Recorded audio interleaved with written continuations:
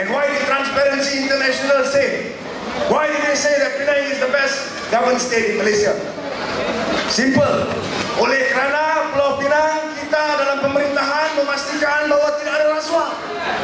In Penang we make sure that there is no corruption. Simple, ladies and gentlemen.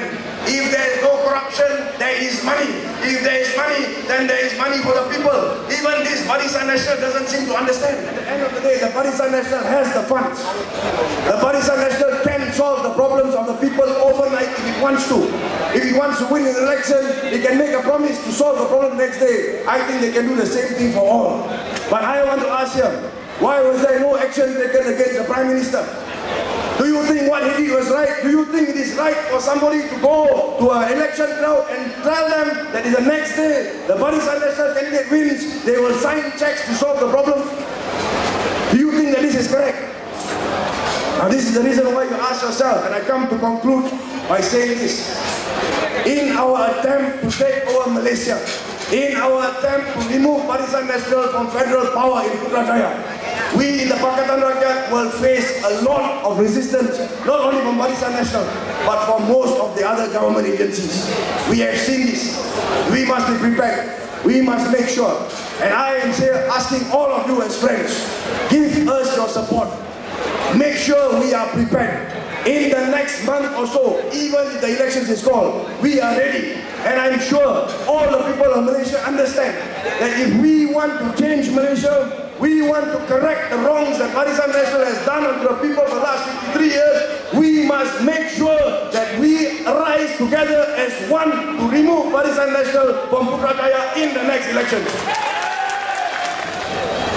In Malaysia, more than 30% of the eligible people are not registered as voters.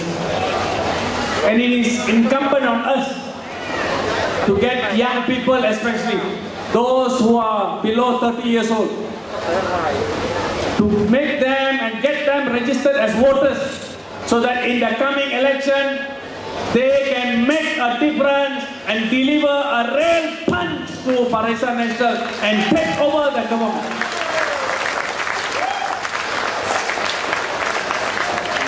I remember asking a question to the minister in the Prime Minister's Department, Dato Sri Nazri.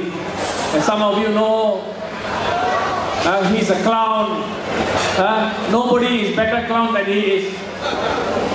You know what he replied to me?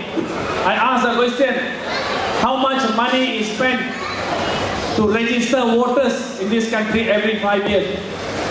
I thought it just cost about 3-4 million. You know how much is spent?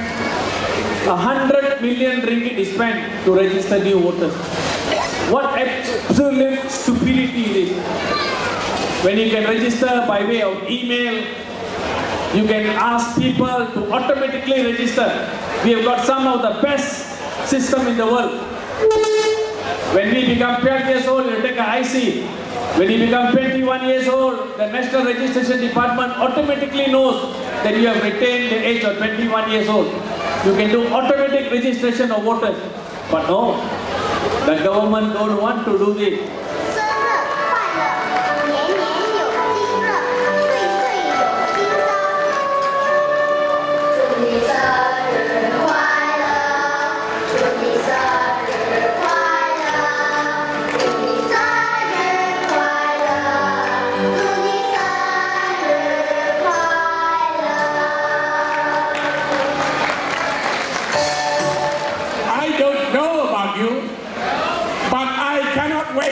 Another 50 years, I won't live that long. But we have to change quickly. Otherwise, this country will go to the dogs.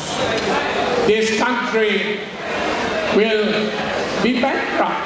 As simple as that. Don't complain about the condition of our country today.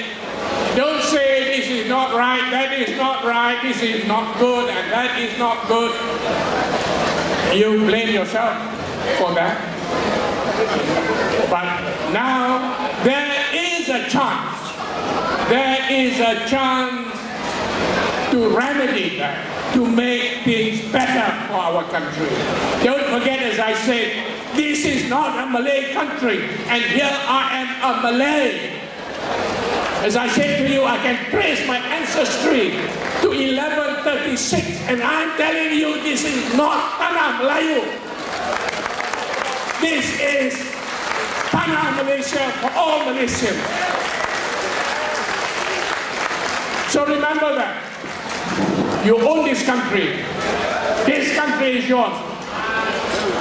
Don't believe what other people say. Don't believe what UMNO tells you. This is Tanah Malaysia.